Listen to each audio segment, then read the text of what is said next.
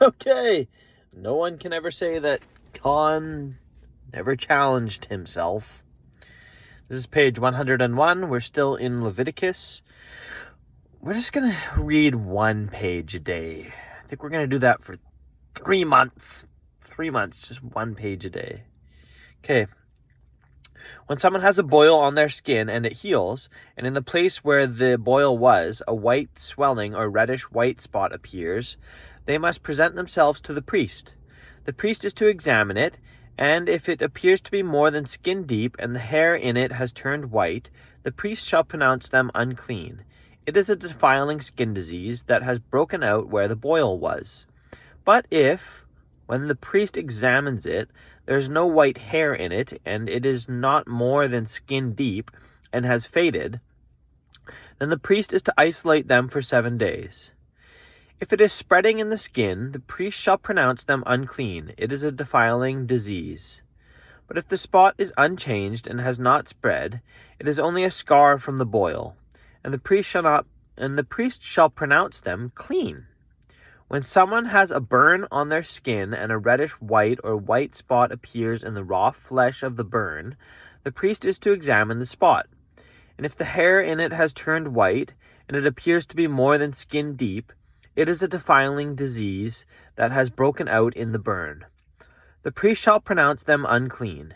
It is a defiling skin disease. But if the priest examines it, and there is no white hair in the spot, and if it is not more than skin deep and has faded, then the priest is to isolate them for 7 days.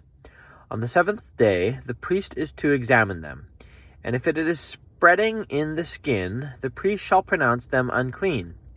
It is a defiling skin disease. If, however, the spot is unchanged and has not spread in the skin, but has faded, it is a swelling from the burn. The priest shall pronounce them clean. It is only a scar from the burn. If a man or woman has a sore on their head or chin, the priest is to examine the sore, and if it appears to be more than skin deep, and the hair in it is yellow and thin, the priest shall pronounce them unclean. It is a defiling skin disease on the head or chin. But if, when the priest examines the sore, it does not seem to be more than skin deep, and there is no black hair in it, then the priest is to isolate the affected person for 7 days.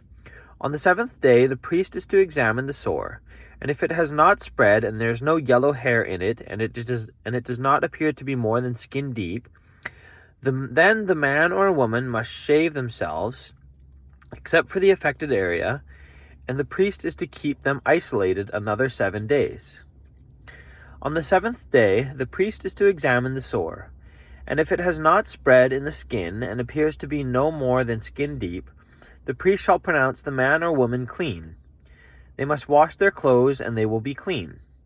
But if the sore does spread in the skin after they are pronounced clean, the priest is to examine them, and if he finds that the sore has spread in the skin, he does not need to look for yellow hair. They are unclean.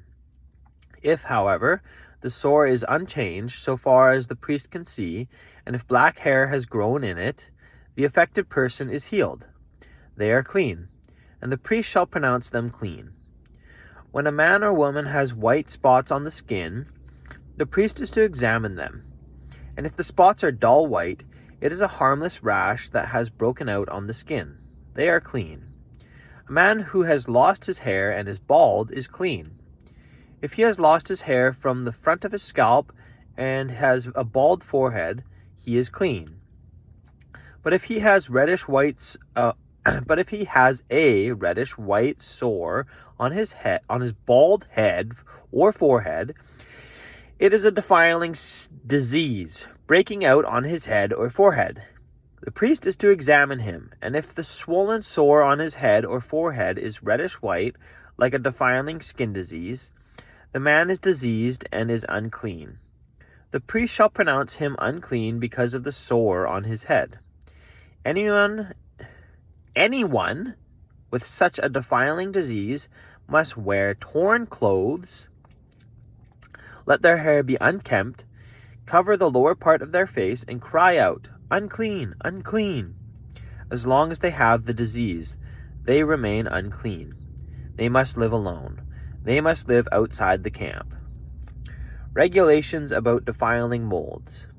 As for any fabric that is spoiled with a defiling mold, any woolen or linen clothing, any woven or knitted material of linen or wool, any leather or anything made of leather, if the affected area in the fabric, the leather, the woven or knitted material, or any leather article is greenish or reddish, it is a defiling mold, and it must be shown to the priest. The priest is to examine the affected area and isolate the article for 7 days. All right, that was page 101.